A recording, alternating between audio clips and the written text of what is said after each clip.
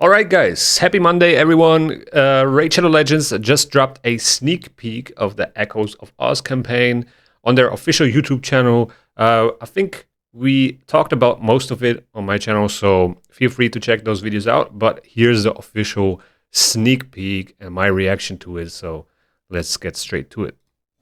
Hey everyone, we hope you're ready for an adventure to discover the power within. Venture with us down the yellow brick road and straight into the newest raid event, Echoes of Oz. That's right, we decided to go for a dark fantasy take on L. Frank Baum's classic novel, The Wonderful Wizard of Oz. Our story takes place long after Dorothy and her friends have found the wizard, received their gifts, and gone their separate ways. But a vengeful witch, Ozilda, has never forgiven them for the death of her mistress. After years of preparation, she created a twisted mirror dimension of Teleria called Oz, and lured our four heroes into it. Now, Dorothy must rescue her friends, and together they will seek a way home. You'll be able to recruit Dorothy Gale, the Scarecrow, the Tin Woodman, the Cowardly Lion, and the evil Ozilda the Wicked, all available as legendary champions. Of course, a major raid event wouldn't be the same without the return of the event dungeon, but we'll also have a bunch of smaller events and tournaments for you to get involved in. The reward calendar will also return towards the end of the event. Even the Bastion will undergo a makeover to shine like the Emerald City itself, and get a new soundtrack to boot. Though before we delve deep, I don't know about you guys, but this right here, the design of the Bastion, gives me St. Patrick's Day vibes. Everything is so green and stuff. Kind of reminds me of that a little bit. Deeper into Echoes of Oz, don't forget to hit like and subscribe to the channel to stay updated on all things Raid. The heroine of our story, Dorothy Gale, will be available to all players for free via the Dorothy Chase event. You know how it works. Log in for 7 days between August 19th and November 19th and get Dorothy on the 7th day. Keep playing through 14 days to get her perfect soul, and then accumulate points in the second phase to get even more rewards and make sure she's well equipped to save herself and Toto from any dangers she may face. Dorothy is far from helpless in Oz, however. A powerful Aeromancer, she is a legendary support champion with a knack for buff manipulation, landing crucial debuffs, and more. And by the way, I think Dorothy is one of the better login champions we had in the game. So yeah, you should definitely grab this one. I mean, it's for free just by logging in. And also the 5-star soul, very, very helpful. Very, very good. Stay tuned. We'll reveal more about Dorothy in a dedicated champion spotlight soon. Though one Wicked Witch was melted by Dorothy and her friends, an apprentice who witnessed it has risen to take her place. Ozilda the Wicked survived and plotted her revenge, which she now enacts from her stronghold in the event dungeon. You'll have until November 10th to take the fight to Ozilda and reap the rewards, including Chronophage gear. So good that they brought this one back. I saw some comments that Pinpoint might be the better set, but I totally disagree. Now, Chronophage is definitely higher up in the tiers when it comes to sets. And also accuracy, which is what Pinpoint gives, is easier to get on your champions, even early game, than resistance. And resistance helps in so many areas, more than people would think. Sometimes it's very essential to beat certain bosses early or mid-game. And if you're really looking for a challenge, then don't forget to take on stages 31 to 35 for additional one-time rewards. I don't know about you guys, but I feel like those rewards are very underwhelming. For beating those stages, I mean, they are pretty hard to do. At least the past event dungeon was hard there to do. You need to be at a certain level really to hit those stats and beat it, but it's a one-time thing, so I guess it's not too bad. But yeah, rare mats, epic mats, and 50 legendary mats. Like, why not make it a full craft? Like, I don't understand. And even then, a legendary craft is like most of the time an epic relic, right? So I don't know about you guys, but I feel like this is very underwhelming. Rewards. When Echoes of Oz launches on August 19th, we'll also be kicking things off with a fusion event for one of the most fearful and fearless champions, the Cowardly Lion. This mighty feline stands ready to defend his ally. This, by the way, is what a mixed fusion looks like, in case you were wondering.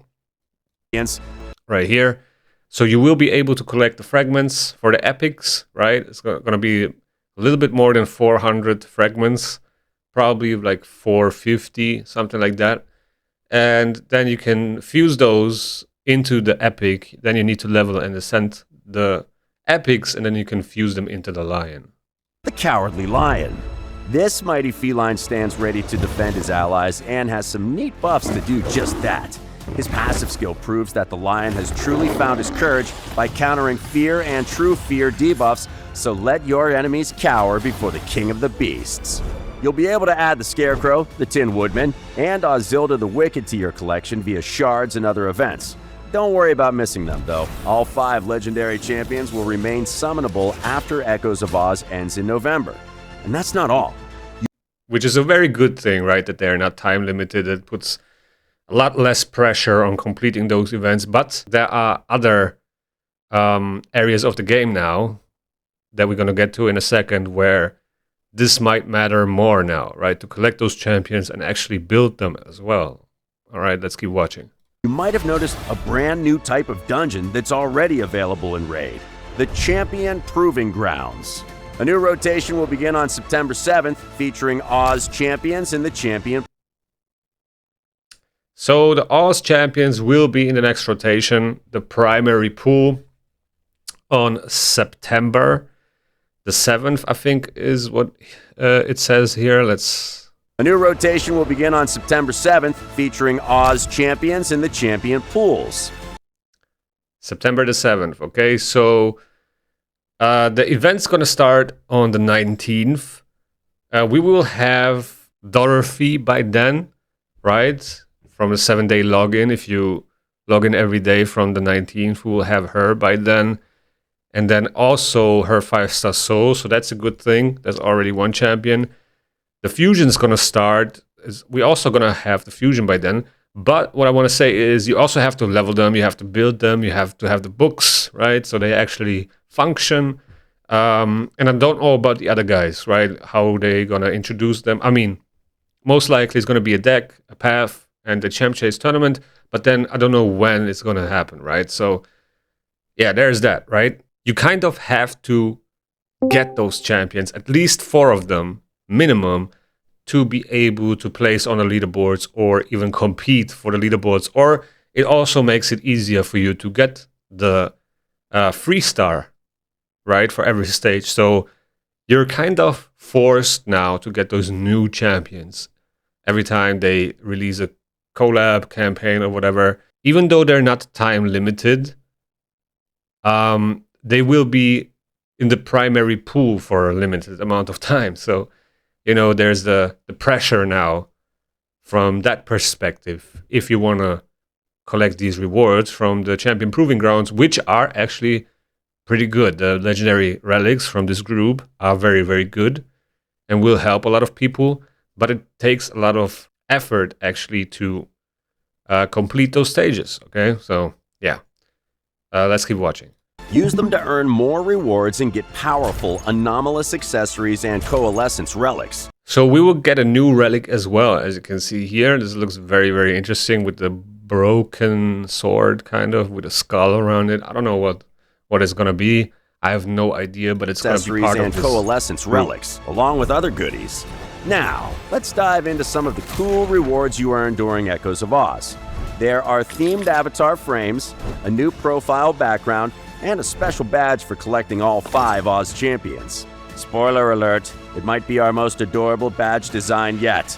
We also have a special gift for those of you who managed to summon all 5 Oz champions before Echoes of Oz ends. Shout out to all the dog people out there. And that's it for this sneak peek. More adventures await you on the Yellow Brick Road when Echoes of Oz launches on August 19th. Until next time. All right, so I guess the 2 things that I found the most interesting were that the Oz champions are in the primary pool, which was kind of obvious since the Web of Corruption champions were in, or are in the primary pool right now, and they're going to move to the secondary pool. I think that's going to be the rotation throughout the event. Now, I don't know how they're going to do it when there's no collab or no campaign. Are they just going to throw like random champions in there or newer ones? I have no idea how that's going to be, but this is what it looks like right now, and for the next rotation, right? So, yeah, I think it's okay to do that, since 4 of those 5 champions will be 100% guaranteed for everybody if you have the resources saved up, and if you are not participating in all these 2 legendary, double legendary events, and I don't know, all these summoning events that you don't really need to participate, but you're gonna do it because you're not patient enough or whatever, or you don't want to save. Some people just play the game and by opening shards as they get them. But if you are disciplined and you can save and manage your resources, you should be able to get all 4 champions.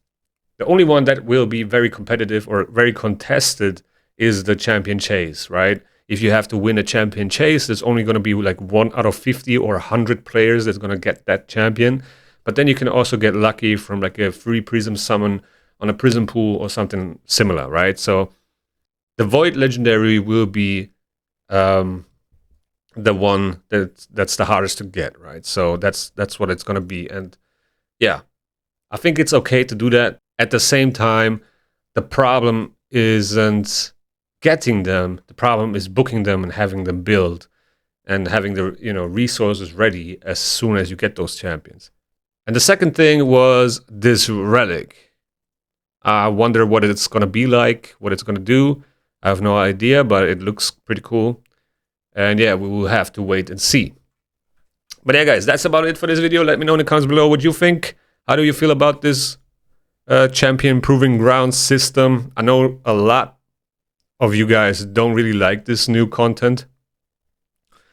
And I'm kind of on the edge of if I like it or if I don't mind that it's there, but it's kind of like, it's not really super engaging.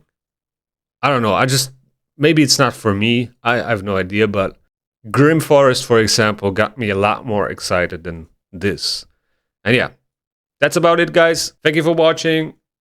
As always, like and subscribe if you haven't already. And if you enjoyed this video, YouTube's going to think that you like this one as well. Take care and see you in the next one.